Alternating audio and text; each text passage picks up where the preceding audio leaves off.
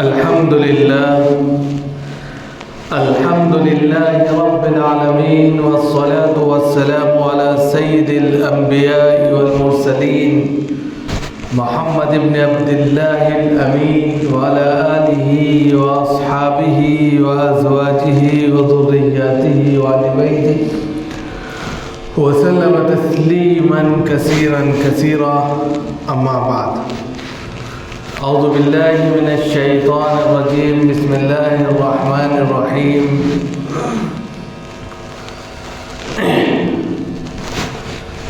قل هو الله أحد الله الصمد لم يلد ولم يولد ولم يكن له كفوا أحد.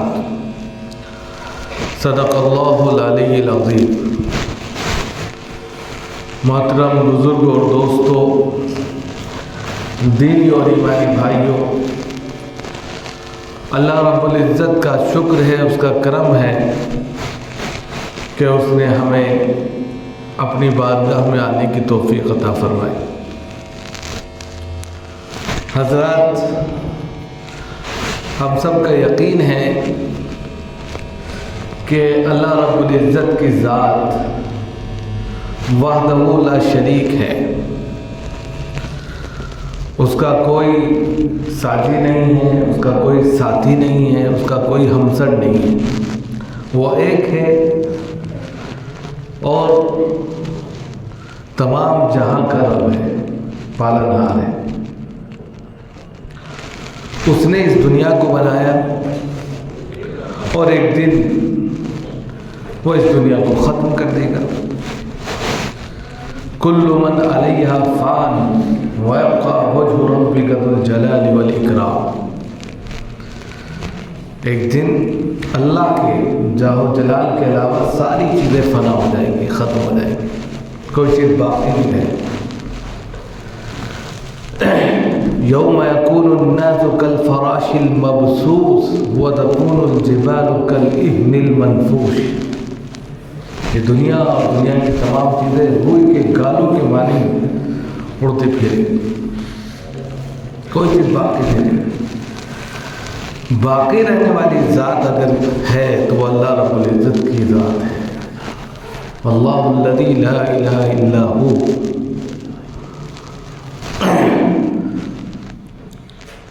اللہ لا الہ الا هو الحی القیوم لا تأخذه سنة ولا نوم. اب اللہ رب العزت کی ذات جو زندہ و جاوید ہے، جو حی القیوم ہے، اسی کا راج، اسی کی قدرت، اسی کا نظام اس دنیا میں چلتا ہے.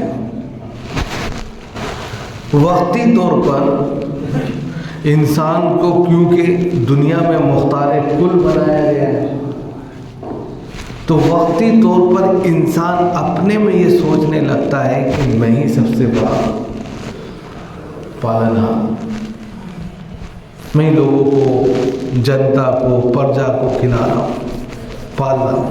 ایسا نہیں، ایسا بالکل نہیں. پالنے والی ذات جو ہے، جو رب کی ذات ہے، الحمدللہ رب العالمین جو کہا گیا ہے، وہ وہی ہے جو تمام جہانوں کا رب ہے، اور وہ اللہ رب العزت ہے. انسان کے بس کی بات ہی نہیں. اب ایسے میں اللہ رب العزت نے اس دھرتی پر جو سینکڑوں سال سے آباد ہے، نہ جانے کتنی قومیں اس کی چھاتی پر آئیں اور بہت سے کرتب دکھائے اور چلے گئے. بہت سی قومیں آئیں، ختم ہو گئے، لیکن اللہ تو باقی ہے،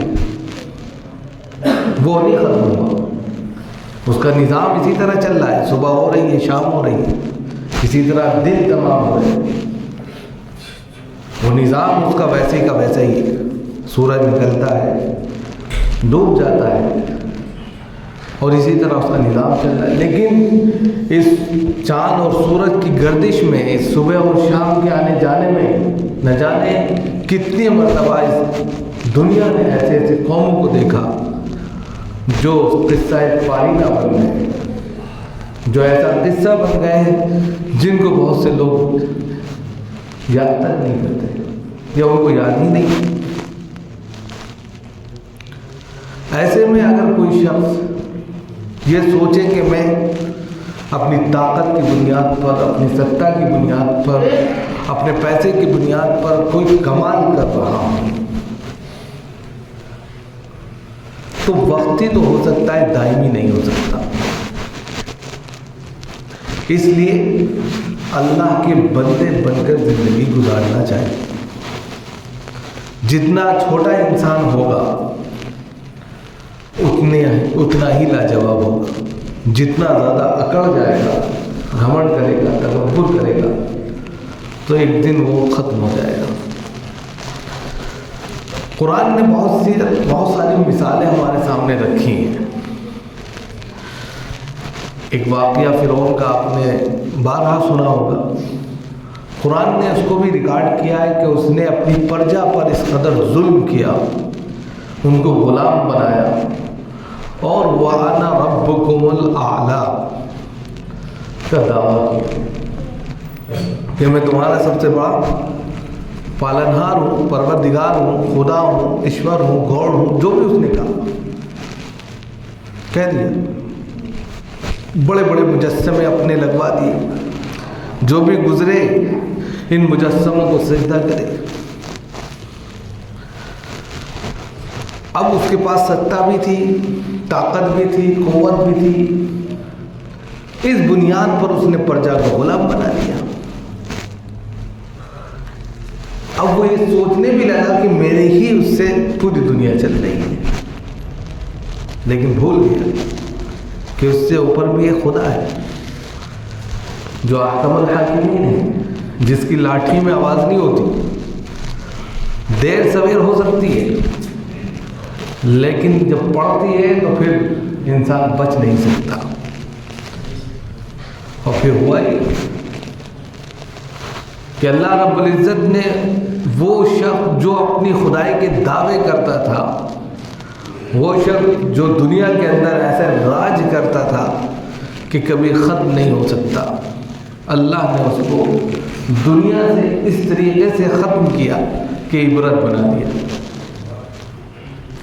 عبرت بنا دیا لوگوں کے لیے، وہ عبرت ہو گیا۔ فَالْيَوْمَ نُنَجِّيكَ بِبَدَنِكَ لِتَكُونَ لِمَنْ خَلْفَكَ آیَةً وَإِنَّ كَثِيرًا۔ اب یہاں پر صاف طور پر بتایا گیا کہ ہم تم کو یہ نہیں جیسے انسان مر جاتا ہے، قبر میں دفنا دیا، جلا دیا، ختم ہو گیا۔ فرعون ایک ایسا اللہ کا مجرم ٹھہرا کہ اللہ نے کہا ہم تمہیں ختم ہی نہیں ہونے دیں گے۔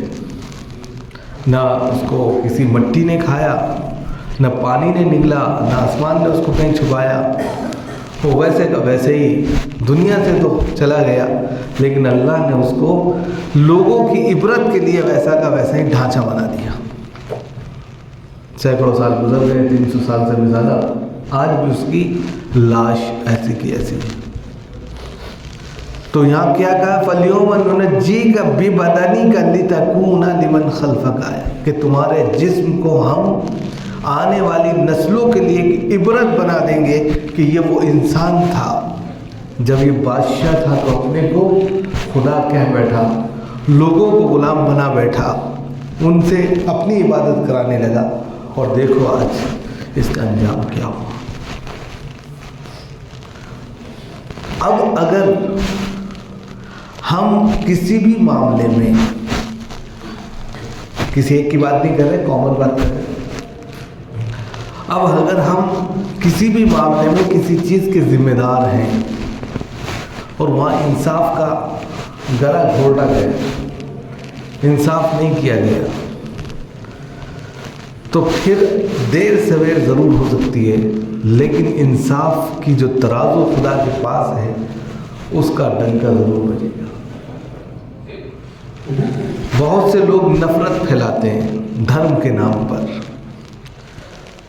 کاسٹ کی بنیاد پر، جاتی کی بنیاد پر، آستھا کی بنیاد پر نفرتیں بانٹتے ہیں۔ اسلام کو بدنام کرنے کے لیے اس کی تعلیمات کو برا بھلا کہتے ہیں، اس کے ایک چہرے اور اس کے ایک لباس کو برا بھلا کہتے ہیں، لیکن فی نفسی وہ نہ اسلام کو جانتے ہیں نہ اسلامی تعلیمات کو جانتے ہیں۔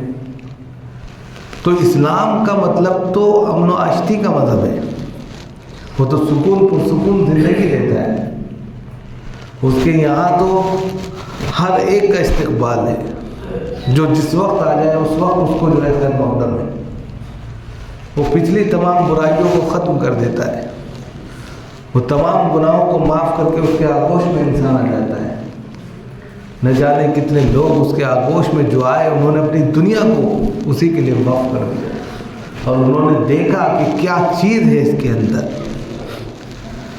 اب کچھ لوگ ہوتے ہیں نفرتی، تو وہ اس کو بدنام بھی کرتے ہیں، اور یہ جاء الحق وزهق الباطل ان الباطل کان زهوقا، قرآن نے بھی کہا ہے کہ حق اور باطل کی لڑائی برابر چلتی رہی ہے، برابر حق اور باطل ایک دوسرے سے ٹکراتا رہا ہے، کشمکش ہوتی رہی ہے، لیکن لاسٹ میں حق ہی آتا ہے، سچائی آتی ہے، صداقت آتی ہے، اسی کی جیت ہوتی ہے۔ لوگ جھوٹے دعوے کر کے وقتی طور پر جیت کی خوشی منا سکتے ہیں، جیت سکتے ہیں، خوشیاں منا سکتے ہیں، لیکن فی نفسی جب حق آ جاتا ہے تو پھر باطل دم دبا کر بھاگ جاتا ہے۔ اس لیے بہت سے ایسے واقعات ہیں ابھی یا آنے والے ایک دو دن میں، اس میں پرسکون رہنے کی بہت ہی اہم ذمہ داری ہے۔ کسی کا دل، کسی کی آستھا، کسی کی عقیدت کسی سے وابستہ ہو جاتی ہے، ایسے میں جملے بازیاں شروع ہو جاتی ہیں نکڑوں پر، گاؤں گلیوں میں، ٹھیلوں پر، ادھر ادھر۔ ایسے میں ہمیں اپنے آپ کو بچانا ہے کہ ہم کسی چیز کا شکار نہ ہوں۔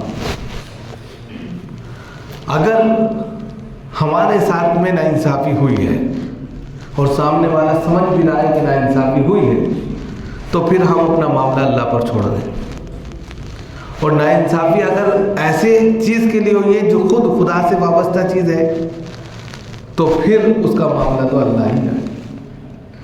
ایک موقع پر ابرہۃ الاشرم، یمن کا ایک گورنر تھا، مکہ المکرمہ پر حملہ کرنے کے لیے آیا، کعبہ اللہ کو ڈھانے کے لیے آیا۔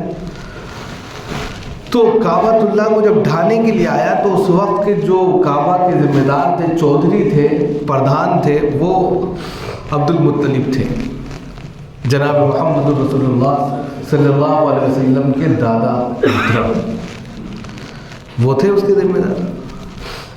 اب اس نے اعلان کر دیا کہ میں کعبہ کو ڈھا دوں گا، تو حضرت عبد المطلب کہ انہوں نے 200 اونٹ بھی چرا لیے آتے جو چل رہے تھے۔ تو حضرت عبد المطلب جو آپ صلی اللہ علیہ وسلم کے دادا تھے، ابرہۃ الاشرم کے پاس پہنچے تو وہ سمجھا کہ مجھ سے بات کرنے کے لیے آئے کہ بھائی ایسا نہ کرو، مجھے عزت دے۔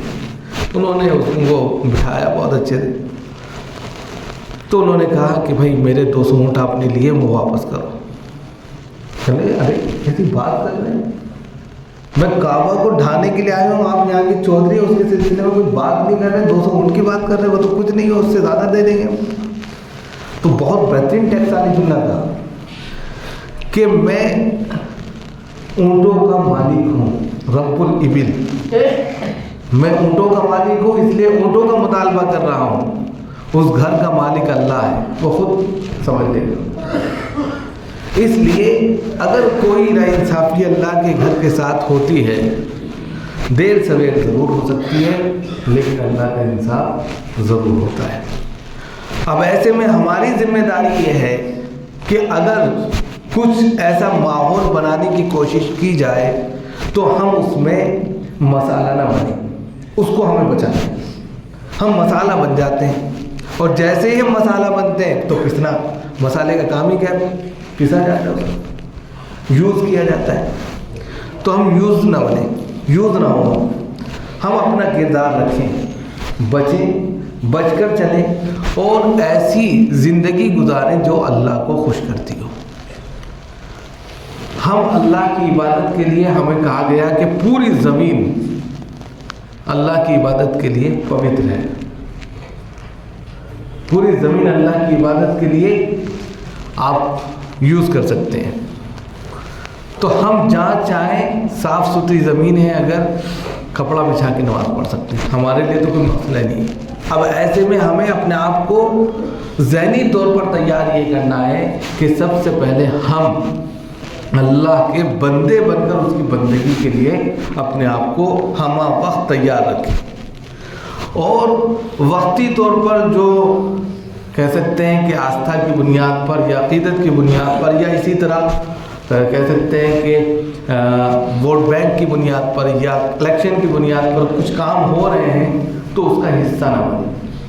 اپنے آپ کو بچا کر رکھیں, کسی سے کوئی ایسی بات نہ کریں جو موضوع بڑھا کر آپ کو ایک مجرم کی کیٹیگری میں کھڑا کر دے. کوئی کیا کر رہا ہے کرتے رہے بھائی. ہم سے مطالبہ ہے, کیا مطالبہ ہے کہ اللہ کی بندگی کرنا ہے, ہم کہیں بھی کر لیں گے, نمبر 1. دوسرے, ہمیں حلال روزی کمانی ہے. ہماری نماز یہ ہم کو کہتی ہے کہ فَإِذَا قُضِيَتِ الصَّلَاةُ فَانتَشِرُوا فِي الْأَرْضِ, کہ نماز پڑھو کہیں بھی پڑھ لو, اور جب نماز سے فارغ ہو جاؤ زمین میں پھیل جاؤ, حلال رزق کماؤ. وہی کرنا ہے ہم کو. ہمیں اپنے بچوں کا پیٹ پالنا ہے حلال طریقے سے, اور اس کی ذمہ داری اللہ نے دے دی ہے کہ روزی کا رزاق میں ہوں, تگو دو تمہارا کام ہے, کوشش کرنا تمہارا کام ہے, انتظام کرنا میرا کام ہے. بندگی تمہارے لیے ہے, بندگی کرتے رہو. تو جیسے بندگی کرو گے یہ بندگی آخرت کے لیے تمہارے لیے فائدہ مند ہوگی, اور روزی کی جو ذمہ داری وہ ہماری, ہم اسی کے ذریعے آپ تک پہنچا دیں گے. تو اس طریقے سے اپنے مائنڈ کو سیٹ کریں اور آگے کیا تعلیم سے وابستہ ہو کر اپنے آپ کو لگائیں. اگر ہم تعلیم سے وابستہ نہیں ہوتے تو بہت ساری چیزیں ہماری ایسی ہیں جو ہماری دشمن بن جاتی ہیں.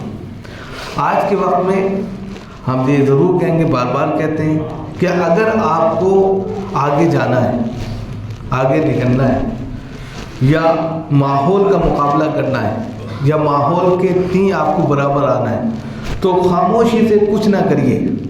ایک وقت کھانا کھائیے, ایک وقت پتھر رکھیے پیٹ پر, لیکن اپنے بچوں کو اعلیٰ تعلیم دیجیے. اعلیٰ تعلیم اگر آپ کی رہے گی, خود بخود وہ اپنا حق لے لے گا, خود بخود وہ تمام وہ چیزیں حاصل کر لے گا جو آپ بھی تصور نہیں کر سکتے. بہت سے ایسے واقعات سامنے آئے, تاریخ سامنے ہے, سوشل میڈیا پر بہت سی ایسی چیزیں وائرل بھی ہو رہی ہیں کہ انسان ان سے نتیجہ خیز چیزیں حاصل کر سکتا ہے. ہمارے لیے ضرورت اس بات کی ہے کہ اگر ہم بالکل خاموش ہو کر صرف اگلے 40-50 سال تک محنت میں لگا دیں. یہودیوں نے تو 100 سال لگائے تھے, تب جا کر وہ حکومت کر رہے ہیں. 100 سال مسلسل تعلیم پر انہوں نے صرف کیا, 100 سال. بہت سی تنظیموں نے 100 سال لگا کر جو ہے آج اس ایجنڈے پر یا اس مقام پر وہ پہنچ رہے ہیں. ہمارے لیے بھی قربانی کا بہت اہم مسئلہ ہے کہ ہم قربانی دیں اپنے بچوں کے تعلق سے, کہ ان کو اعلیٰ تعلیم دیں. تعلیم اگر ہوگی خود بخود آپ دیکھیں گے, خود بخود جو جاگرکتا آئے گی, ماحول بدلے گا, ماحول کے ساتھ ساتھ سوسائٹی بدلے گی, تھنکنگ بدلے گی, اور وہ اپنے حق کو سمجھیں گے. آج ہمیں پتہ ہی نہیں ہمارا حق کیا ہے, آج ہم کو کچھ معلوم ہی نہیں. تو تعلیم سب سے ضروری ہے, دونوں تعلیم لینی ضروری ہے. دونوں کا مطلب یہ ہے کہ جو ماحول چل رہا ہے اس کے اعتبار سے بھی آپ کو علم ہو کیا چل رہا ہے, اور جس کے لیے ہم یہ تعلیم حاصل کر رہے ہیں بندگی کے لیے سسٹم کو ٹھیک, تو اس رب کی بھی تعلیم ہمارے پاس ہو. تو دونوں تعلیم جب ہوگی تو انشاءاللہ اس کا فائدہ نکلے گا. آپ سے درخواست یہی ہے کہ آنے والے 2 دنوں میں کچھ ایسی صورتحال ہے کہ جس میں بہت زیادہ سترک رہنے کی ضرورت ہے. آپ سے صرف اتنی درخواست کریں گے کہ بالکل خاموشی کے ساتھ اپنے اپنے کاموں میں لگ کر جو بھی آپ کرتے ہیں وہ کرتے ہوئے اللہ سے بندگی, اللہ سے اپنے رشتے کو قائم رکھیں, اللہ سے دعا کریں. خود بخود تمام وہ چیزیں جو اس وقت ہو رہی ہیں, اللہ کا فیصلہ اس سے بہتر ہے. وہ جانتا ہے کہ کہاں کون سا فیصلہ کرنا ہے. اس لیے ہمیں قابو رکھنا ہے, مضبوط بننا ہے, استقامت کے ساتھ میں اپنے آپ کو آگے بڑھانا ہے اور پھر انشاءاللہ اس کے نتائج بھی اچھے برآمد ہوں گے۔ اللہ تعالیٰ ہم سب کو عمل کی توفیق عطا فرمائے۔